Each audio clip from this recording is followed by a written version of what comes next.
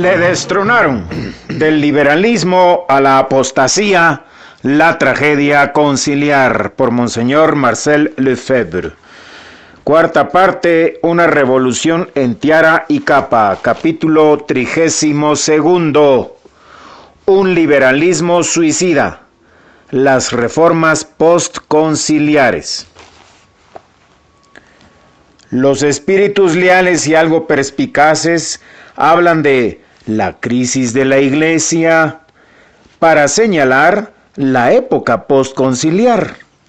Antaño se había hablado de la crisis arriana, de la crisis protestante, pero jamás de la crisis de la Iglesia. Desgraciadamente, no todos coinciden en asignar las mismas causas a esta tragedia. El cardenal Ratzinger, por ejemplo, el posterior Benedicto XVI, ve bien la crisis, pero disculpa totalmente al concilio y a las reformas postconciliares. Comienza por reconocer la crisis diciendo: los resultados que han seguido al concilio parecen oponerse cruelmente a las esperanzas de todos, comenzando por las del Papa Juan XXIII y después las de Pablo VI. Los papas y los padres conciliares esperaban una nueva unidad católica y ha sobrevenido una división tal que, en palabras de Pablo VI, se ha pasado de la autocrítica a la autodestrucción. Se esperaba un nuevo entusiasmo y se ha terminado con demasiada frecuencia en el hastío y en el desaliento. Esperábamos un salto hacia adelante y nos hemos encontrado ante un proceso de decadencia. Del informe sobre la fe, con Vittorio Messori, páginas 35-36. Luego, he aquí la explicación de la crisis dada por el propio cardenal Ratzinger.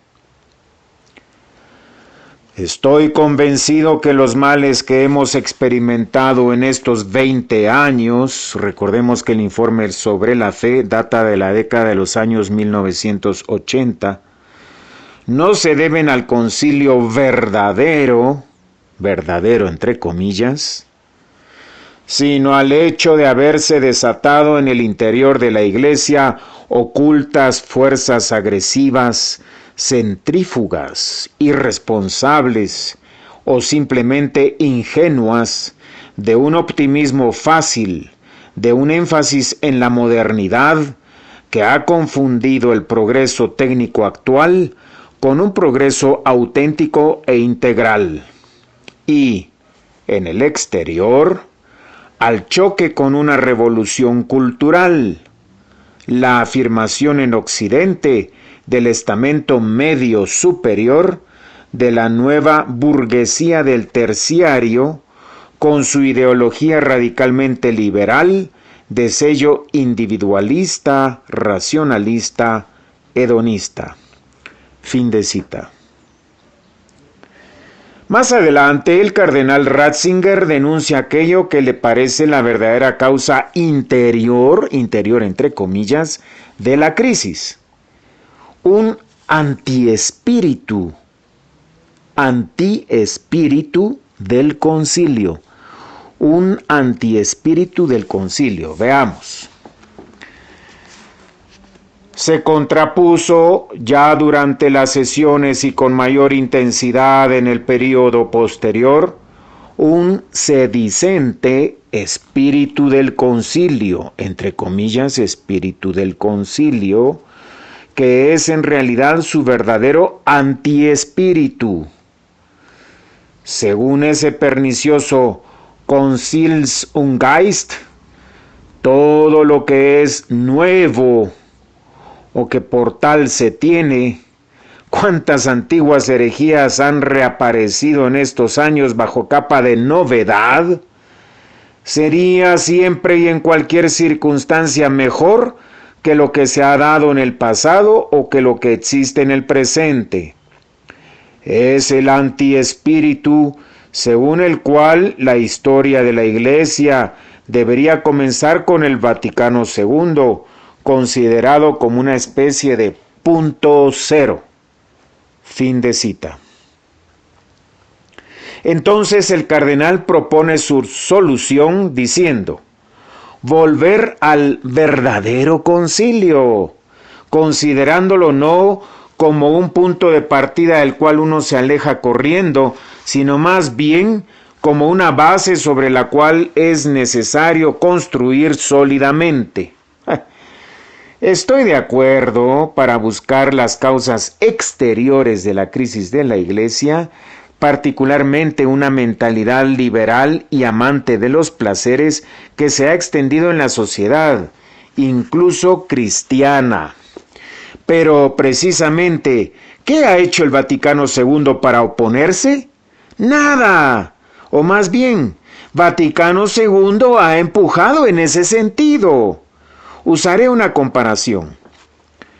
¿Qué pensaríais vosotros si ante la amenaza de un maremoto, el gobierno holandés decidiera un día abrir sus diques para evitar el choque? ¿Y si se disculparía después de la inundación total del país diciendo: no fue culpa nuestra, sino del maremoto? Es exactamente lo que hizo el concilio. Ha abierto todas las barreras tradicionales al espíritu de mundo cuando anunció su apertura al mundo por la libertad religiosa, por la constitución pastoral sobre la Iglesia en el mundo de este tiempo, Gaudium et Spes, que son el espíritu mismo del concilio y no el antiespíritu. En cuanto al tal antiespíritu, acepto su existencia en el concilio y después del concilio, con las opiniones completamente revolucionarias de los Küng, los Boff, etcétera, etcétera, que dejaron bien atrás a los Ratzinger, a los Congar, etcétera, etcétera. Concedo que ese antiespíritu ha gangrenado completamente los seminarios y universidades, y allí el Ratzinger universitario y teólogo ve bien los estragos. Ese es su dominio, el de las universidades. Pero afirmo dos cosas. Lo que el cardenal Ratzinger llama antiespíritu del concilio no es más que la conclusión extrema de teorías de teólogos que fueron expertos en el concilio. Entre el espíritu del Vaticano II y el llamado antiespíritu, no veo más que una diferencia de grado y me parece inevitable que el antiespíritu haya influido sobre el espíritu mismo del concilio. Por otra parte, es el espíritu del concilio, este espíritu liberal que ya hemos analizado ampliamente, por ejemplo en el capítulo 25 de esta obra, y que es la raíz de casi todos los textos conciliares y de todas las reformas que le siguieron, el que debe ser puesto en el banquillo de los acusados, no el espíritu o el antiespíritu, el liberalismo, y el liberalismo mal llamado católico. Dicho de otra manera, acuso al concilio, me parece la respuesta necesaria al excuso al concilio del cardenal Ratzinger. Acuso al concilio. Me explico. Sostengo y voy a probar que la crisis de la Iglesia se reduce esencialmente a las reformas postconciliares que emanan de las autoridades oficiales más importantes de la Iglesia y en la aplicación de las doctrinas y directivas del mismo Concilio Vaticano II. Nada entonces de marginal ni de subterráneo en las causas esenciales del desastre postconciliar. No olvidemos que son los mismos hombres y ante todo el mismo Papa Pablo VI que hicieron el concilio y que luego lo aplicaron metódica y oficialmente usando su autoridad jerárquica. Así, el nuevo misal de Pablo VI ha sido Ex decreto Sacrosanta Ecumenici Concilii Vaticani II instauratum auctoritate Pauli Papa VI promulgatum. Sería entonces un error decir, pero las reformas no comenzaron en el concilio. Sin duda, sobre algunos puntos las reformas han ido más allá de la letra del concilio.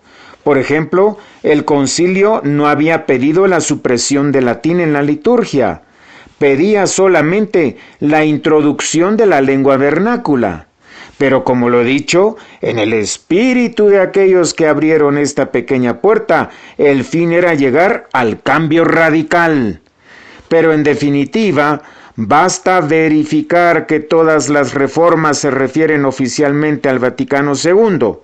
No solo la reforma de la misa y la de los sacramentos, sino también la de las congregaciones religiosas, los seminarios, las asambleas episcopales, la creación del sínodo romano, la reforma de las relaciones entre la Iglesia y el Estado, etcétera, etcétera, etcétera. Me limitaré a 3 de esas reformas: la supresión del Santo Oficio, la política abiertamente procomunista del Vaticano II y el nuevo concordato entre la Santa Sede e Italia. ¿Cuál ha sido el espíritu de esas reformas?